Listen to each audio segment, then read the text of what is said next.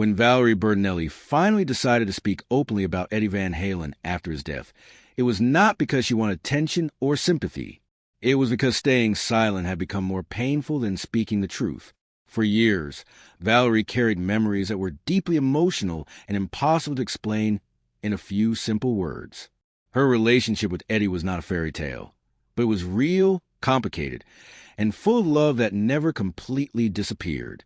Even after their divorce, Eddie remained a powerful presence in her life, not as a husband, but as a person who shaped her adulthood, her motherhood, and her understanding of love itself.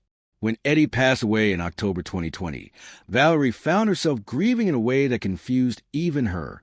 She was no longer his wife, yet the pain felt just as deep as if she were. That emotional conflict became the reason she eventually broke her silence. Valerie and Eddie married in 1981, when they were both young and overwhelmed by life, fame, and expectations. Eddie was becoming one of the greatest guitarists in the world, while Valerie was already a successful actress. Their lives moved fast, and neither of them had the tools to handle the pressure that came with fame, addiction, and constant public attention. Over time, their marriage suffered. Addiction, emotional distance, and personal struggles created wounds that love alone could not heal. When they separated in 2002 and officially divorced in 2007, many people believed their story had ended. To the public, it looked like another celebrity marriage that couldn't survive the weight of fame. But behind closed doors, their connection never fully broke. What Valerie later revealed surprised many people. After the divorce, instead of becoming bitter or distant, she and Eddie slowly rebuilt their relationship in a different way. It was no longer romantic, but it was built on loyalty, understanding, and a shared commitment to their son, Wolfgang, known as Wolfie. Valerie explained that they made a conscious choice to avoid legal battles and public drama. They worked with a mediator instead of lawyers, focusing on protecting their son from emotional damage. Eddie even helped Valerie choose a new home, carefully checking the distance so Wolfie could move easily between them. These actions showed that, despite everything they'd been through, they still cared deeply about each other as family. In the early years after the separation, there was anger and hurt. Valerie did not hide that truth. She admitted that dreams had been broken and that resentment existed on both sides. But as time passed, those sharp emotions slowly softened. What remained was a genuine friendship. They spoke often, supported each other, and learned how to exist in one another's lives without the expectations of marriage. Valerie came to understand that love does not always disappear when a relationship ends. Sometimes, it simply changes form. In her case, love became something quieter but more stable, rooted in shared history and mutual respect. As Eddie's health began to decline, this bond grew even stronger. He struggled for years with serious health problems, including cancer and the lasting effect of addiction. During these difficult times, Valerie was not just an ex-wife watching from a distance. She was someone Eddie trusted deeply. She understood his fears, his guilt, and the emotional weight he carried. Valerie later admitted that she did not fully understand how strong this connection still was until she was forced to face the reality of losing him. The silence she had kept for so long was not protecting her anymore. It was hurting her. And that is why, after Eddie's death, Valerie finally chose to speak. Not to rewrite history, but to honor the truth of a love that never fully ended, even when the marriage did. After Valerie Bertinelli and Eddie Van Halen ended their marriage, the world assumed distance would naturally follow. Divorce, especially in the public eye, often leads to silence, bitterness, and separation. But their story moved in a very different direction. Valerie later explained that while their marriage had failed, the emotional bond they shared did not disappear. Instead of cutting each other out of their lives, they slowly found a new way to stay connected. This connection was no longer based on romance or shared dreams of the future, but on loyalty, shared history, and a deep understanding that only comes from years of living together. For Valerie, this period after the divorce was confusing, but also revealing. She learned that relationships do not always end cleanly. Sometimes, they simply change shape. One of the most important reasons Valerie and Eddie remained close was their son, Wolfie. From the beginning, both parents made it clear that his emotional well-being came first. They wanted to protect him from the chaos that often surrounds celebrity divorces. Instead of fighting in court, They chose cooperation. Valerie later shared that Eddie was deeply involved in making sure their separation caused as little disruption as possible for their son. He helped her find a new home and even considered practical details, such as distance and safety, so Wolfie could move freely between them. These actions reflected a level of care and responsibility that many people did not expect from a relationship that had already ended legally at first. The transition was not easy. Valerie admitted there was anger, disappointment, and sadness on both sides. Years of unspoken pain did not disappear overnight. There were moments when the past felt too heavy to carry. But with time, something unexpected happened. The anger slowly faded, and in its place grew a quiet understanding. Valerie and Eddie began talking more openly, not as husband and wife, but as two people who would share a life and were still learning from it. They spoke often, spent time together, and found comfort in familiarity. The pressure to fix each other or save the relationship was gone, and that freedom allowed their connection to become more honest. Behind the scenes, Eddie was facing serious personal struggles. His health was declining, and his battle with addiction had left emotional scars that never fully healed. During these years, Valerie became someone Eddie relied on emotionally. She understood his fears and insecurities in a way few others could. Valerie later explained that Eddie did not need to explain himself to her. She already knew his weaknesses, his regrets, and the parts of himself he kept hidden from the world. This level of emotional trust is rare, especially after divorce, but it existed between them because of everything they had survived together. There was also a period when Valerie and Eddie lived together again, something that surprised many people when it was later revealed. This arrangement was not about rekindling romance. It was about support, stability, and family. They leaned on each other during difficult times and remained emotionally close in a way that most divorced couples never experience. Their relationship continued to evolve, shaped by compassion rather than expectation. Valerie came to realize that love does not always need labels. It does not have to fit into traditional definitions to be real. Looking back, Valerie admitted that she did not fully understand the strength of their bond while Eddie was still alive. It was only after his death that the depth of that connection became clear to her. The divorce had ended their marriage, but had not erased their shared life, their memories, or their emotional attachment. Their story did not fade after the divorce. It transformed into something quieter, deeper, and more complicated. And for Valerie, accepting that truth became an important step in understanding her grief and the love that had never truly left. As Valerie Bertinelli continued to open up about her relationship with Eddie Van Halen, she eventually touched on a subject that had long remained in the background of the story: his second marriage.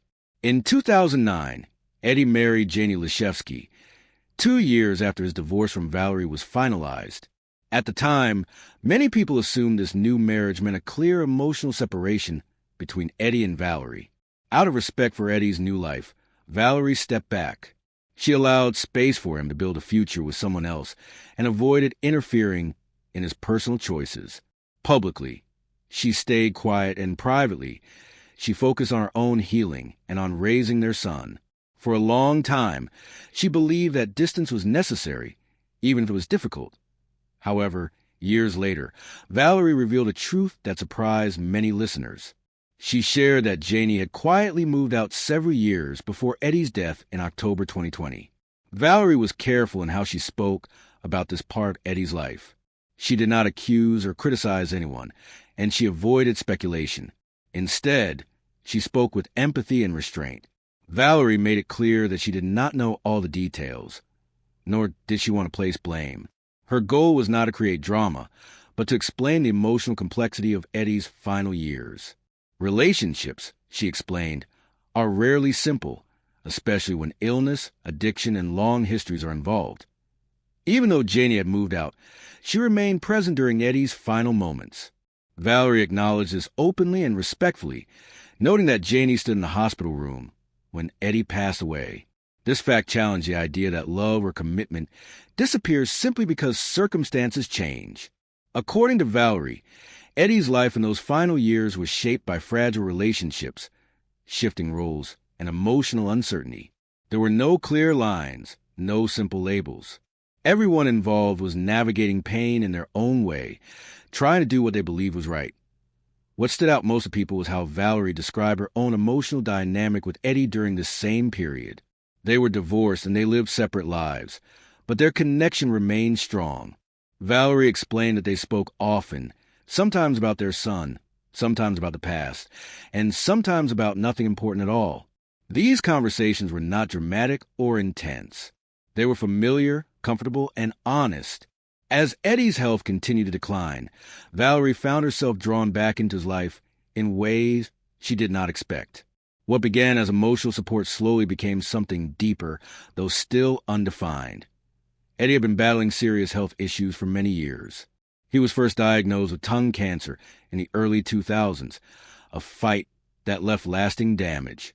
Later, in 2017, he was diagnosed with stage 4 lung cancer. The treatments were brutal, and the uncertainty was overwhelming. During this time, Valerie became someone Eddie trusted completely. She was the person who understood him without needing explanations. She knew his fears, his regrets, and the emotional weight he carried. To the outside world, she was his ex-wife, but privately, she had become one of his strongest sources of comfort. Valerie later admitted that their relationship during these years defied simple definition. It was not romantic, but it was deeply emotional. It was not a marriage, but it was built on shared history and unconditional understanding. She described it as part friendship, part family, and part unfinished love. Eddie did not have to hide his vulnerability with her. He could be honest about his pain, his guilt, and his fears about the future. Valerie listened without judgment, offering quiet support rather than solutions. It was only in the final days of Eddie's life that Valerie fully realized how deep their connection still ran. The distance created by divorce and time had not erased what they shared. Instead, it had reshaped it into something more subtle, but just as powerful. Understanding this became both a comfort and a source of pain for Valerie, as she prepared to face the reality of losing him forever. When Eddie Van Halen entered the final stage of his battle with cancer in 2020, the lines between past and present began to blur in ways Valerie Bertinelli never expected. For years, she had worked hard to redefine her relationship with Eddie, convincing herself that their connection existed mainly through their son. She believed she was prepared for whatever might happen. But as Eddie's health rapidly declined, it became clear that emotional preparation is never the same as reality. The phone calls became more frequent, Eddie's voice grew weaker, and hospital stays became longer and more serious. Each update carried a quiet warning, and Valerie slowly realized that she was not ready to lose him. In her memoir and later interviews, Valerie described the final days of Eddie's life as some of the most emotionally overwhelming moments she had ever experienced. She and their son, Wolfie, spent long hours by Eddie's hospital bed, trying to bring small pieces of normal life into an environment filled with machines, doctors, and uncertainty. They brought his favorite foods, shared familiar jokes, and talked about ordinary things. Pizza, burritos, and small snacks became symbols of comfort and home. These were not dramatic gestures, but simple acts of love. In the face of death, those small moments mattered more than anything else. Valerie explained that even as Eddie struggled physically, he remained emotionally open with her. Throughout their life together, he had always been more vulnerable with her than with most people. In the hospital room, that vulnerability returned. Eddie spoke honestly about his fears and his regrets, and he allowed himself to be seen in a way the public never had. Valerie stayed close, holding his hand, listening carefully to every word, aware that each moment could be their last. The atmosphere was quiet, heavy, and filled with unspoken emotion. One of the most powerful moments Valerie shared was the last time Eddie spoke to her. As machines hummed softly in the background, Eddie leaned toward her and whispered, "I love you." Without hesitation, Valerie said it back. There was no confusion, no doubt, and no need for explanation. Divorce had ended their marriage years earlier, but it had never ended the connection between them. In that moment, titles did not matter. What mattered was the truth of their shared history and the love that had survived everything they'd been through. When Eddie took his final breath on October 6, 2020, Valerie felt as though a part of her own story had ended. The loss left her unsteady, caught between roles she did not know how to define. She was not his wife, and she was not his partner, but she was someone who had loved him long before the fame, the chaos, the addictions, and the illness. Their lives had grown in different directions, yet they had always remained connected at the most important moments. In those final hours, Valerie understood something that had taken her years to accept. Love does not always follow the rules people expect. It does not disappear simply because a relationship ends. Sometimes, it remains quietly present, waiting to be recognized. Standing beside Eddie in his final moments, Valerie realized that their bond had never truly been broken. It had only changed, shaped by time, pain, forgiveness, and shared experience. The hospital room became a place where the past and present merged. Old memories, shared struggles, and unspoken emotions all came together in a single moment of truth.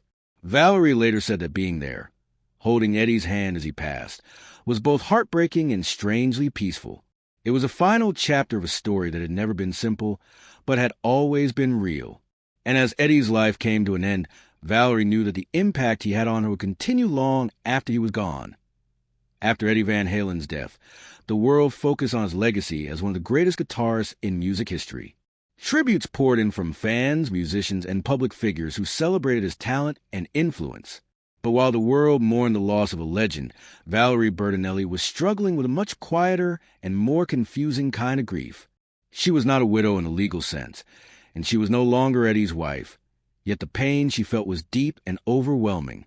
It was a kind of grief that did not fit into clear categories, making it harder to explain and even harder to process. Valerie later admitted that this emotional confusion left her feeling isolated, as if her pain did not have a name. For months after Eddie's passing, Valerie tried to keep her emotions private. Her main focus was supporting their son, Wolfie, who had lost his father and was dealing with his own public and private pain. Valerie believed she needed to stay strong for him, even when she felt like she was falling apart inside. She avoided sharing too much publicly, choosing silence over vulnerability. But grief does not follow schedule, and it cannot be controlled forever. Over time, the weight of unspoken emotions became too heavy to carry alone. The moment that finally broke through Valerie's emotional wall came unexpectedly. She was watching an episode of Behind the Music that featured Eddie's life and legacy. Valerie wanted to support Wolfie by watching the program, believing it would help her understand what he was going through. Instead, it reopened wounds she was not prepared to face. She later confessed that she had to stop the episode repeatedly because the memories became too painful. It was not only seeing Eddie on the screen that overwhelmed her. It was hearing the pain in her son's voice as he spoke about his father. That combination of loss and helplessness became too much to bear. Soon after, Valerie shared a deeply emotional message on Instagram, finally expressing feelings she had avoided for years. In that message, she admitted something that surprised many people. Eddie, she said, was not her soulmate. When they were young, she believed he was. But with time, reflection, and honesty, she realized that love alone had not been enough to overcome addiction, infidelity, fame, and personal struggles.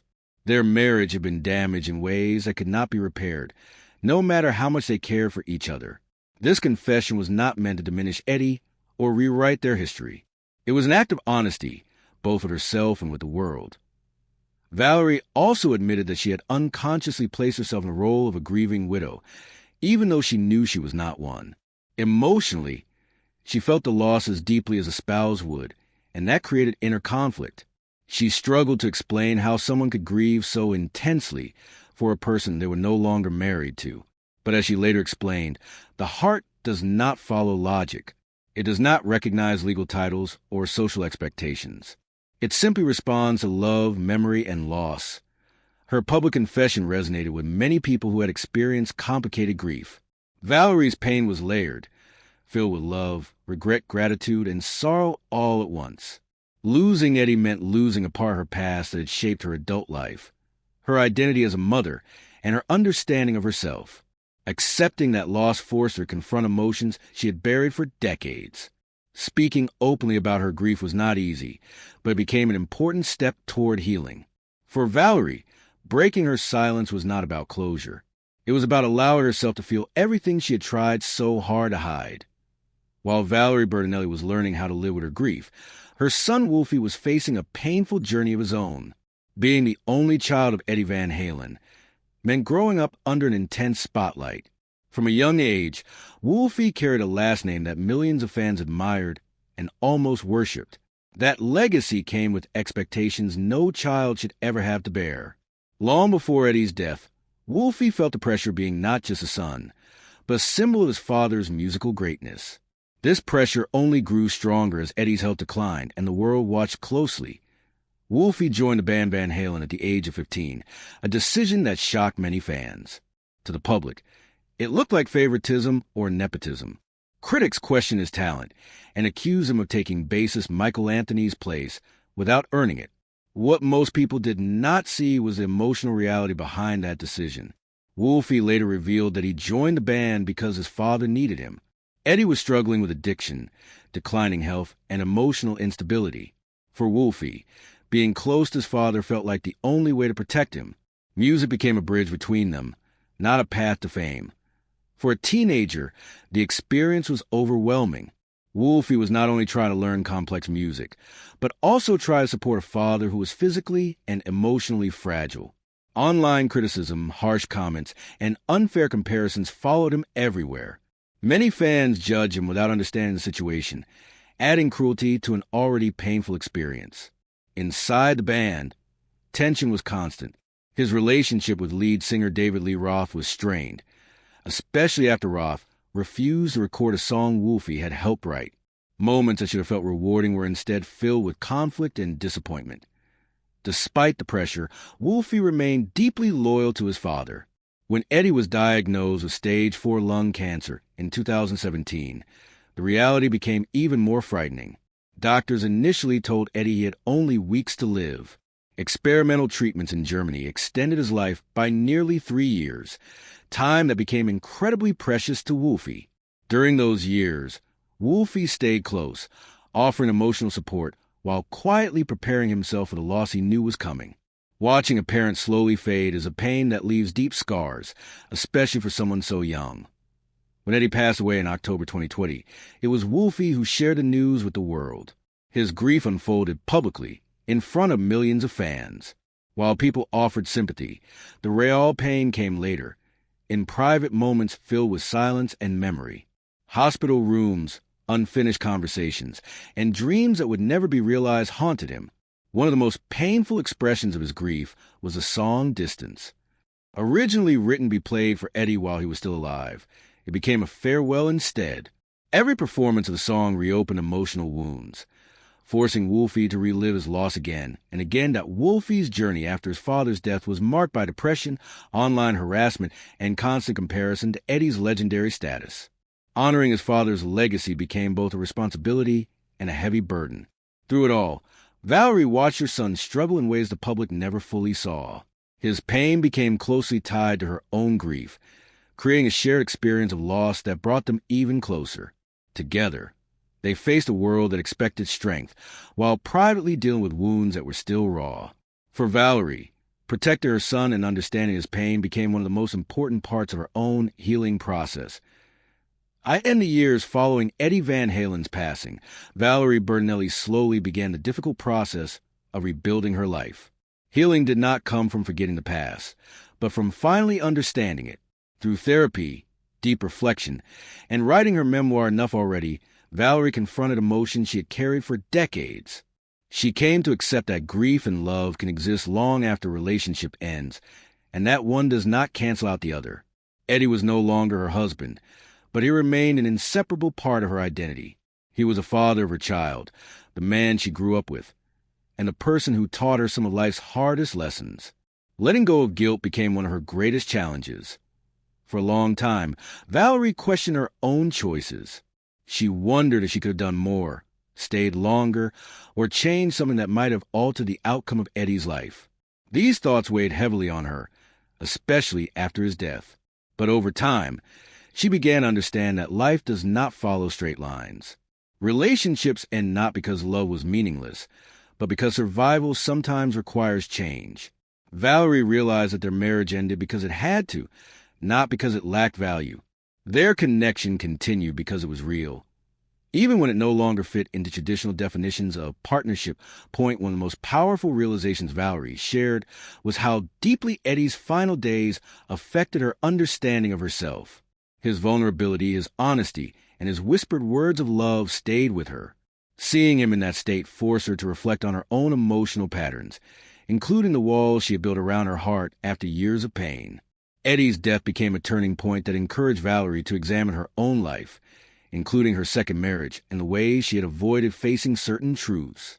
She began to understand that healing required honesty, not just with others, but with herself. Valerie learned that true healing meant accepting the full story, not just the parts that were comfortable to remember. The joy, the betrayal, the chaos, the tenderness, and the grief all belonged together. Love, she realized, does not require holding on to the past. Instead, it asks to be honored and then allowed to settle into a place that no longer hurts.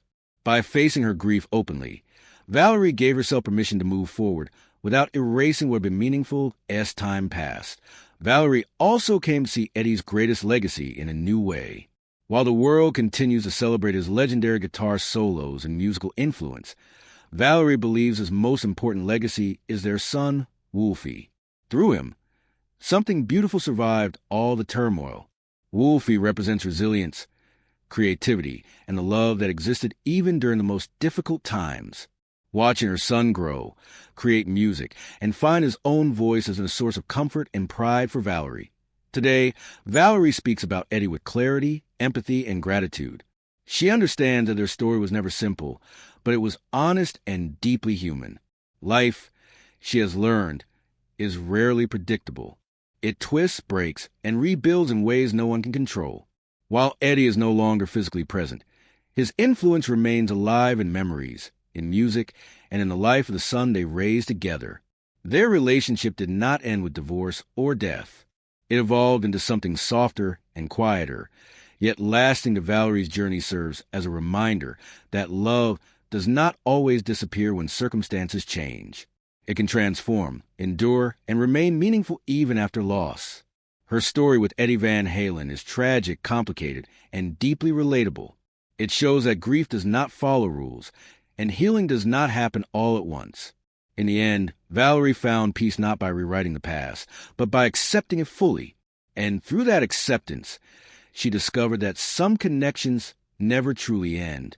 They simply change shape and live on in quieter, lasting ways.